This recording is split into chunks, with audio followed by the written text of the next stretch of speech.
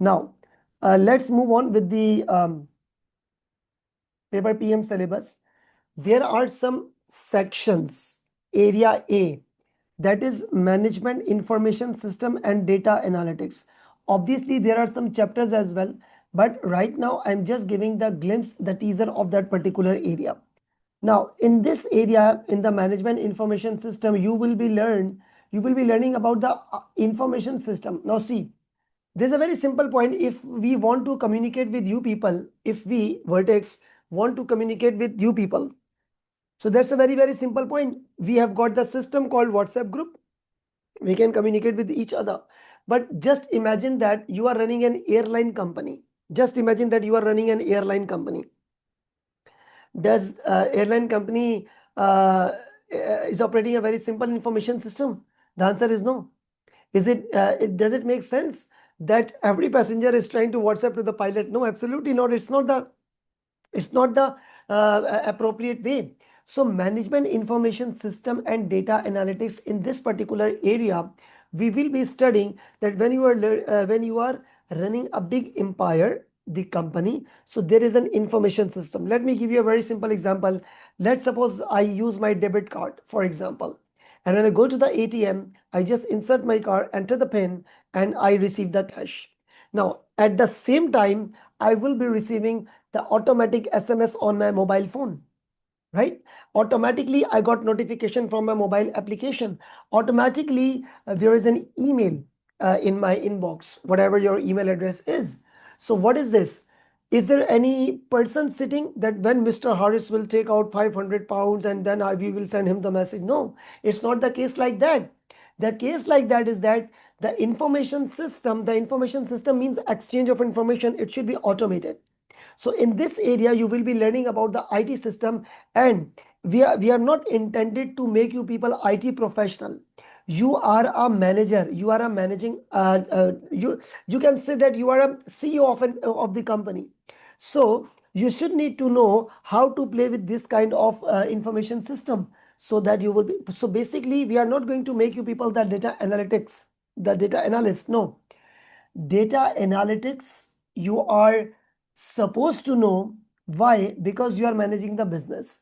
So as an airline company, the board of director of airline company, I should know through the data analytics, then when is a travel pattern of the public. So it's a summer season, okay, it's a holiday stay, just like any other religious or cultural event. Let's say, for example, so there is a traveling pattern of the people.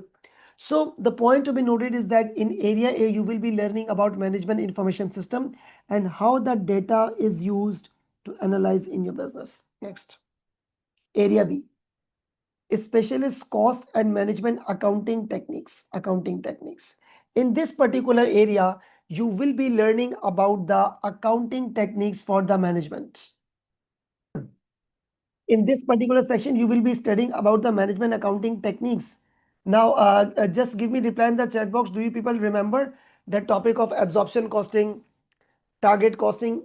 Okay, yes, very good. So you have written in the chat box. So in this section, you will be covering this costing techniques. You will be covering this costing techniques, right? It's a very good and important area. Every area is equally important, by the way. So in this area, you are supposed to learn cost accounting techniques. Now, let's say, for example, this is my wristwatch and I'm the manufacturer of this.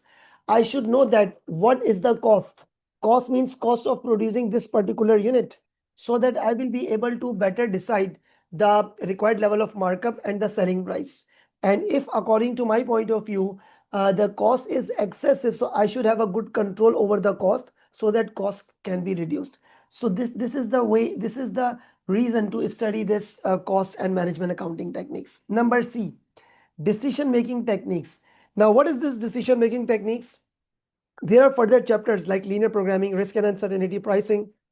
There are different chapters. Now, in this section C, area E, decision making techniques, you are supposed to learn. You are sitting on the chair of a company where you have to make a decision, where you have to make a decision for the organization. Definitely, decision making techniques means you are at the position of the company where you are supposed to take the decisions of an organization, right? So let me give you the example. Let me give you the example, and let's make the session interesting. Please participate in the chat box.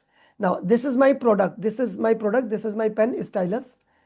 Can I increase the selling price of this product? Let's say, for example, just say yes or no. No other, any other answer, please. Can I increase the selling price in the market? I am selling this product at $10. Can I make it $16 immediately? Can you people advise it? Yes or no? Will you support my decision that I am going to increase my selling price by $6? No, the answer is no. Very good. Why?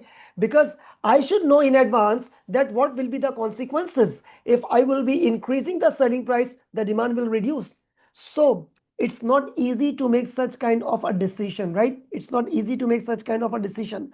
So in this area, you will not only be learning about the economical decision, you will be able to learn about the risk and uncertainty. For example, you are going to invest your money in a particular project and there is a risk involved in it. So you have to make a decision whether you have to invest or not. So it's a decision making technique. So there are many points, there are many intervals, there are many different situations in the organization where you have to use your decision making techniques and you are supposed to make a decision for the company. So in this area, we will make you the decision maker. Next, budgeting and control. You people have already studied budgeting and control earlier in your paper F2 MA Management Accounting. And here you will be learning this at an advanced level, that what is the budget, what is the control, and obviously alongside there is variance as well. Next, area E, performance measurement and control. Myself, Faris Hanif, I call this section as a backbone section. Why? Because it is performance measurement. Performance measurement means that when you are done with your performance, you have to evaluate it, you have to measure the performance. So these are 5 areas of your paper's syllabus PM. And area F, employability and technological skills. This is not the examinable content, but this is actually the area where you will be learning about the tools, that how the tools are operating, right?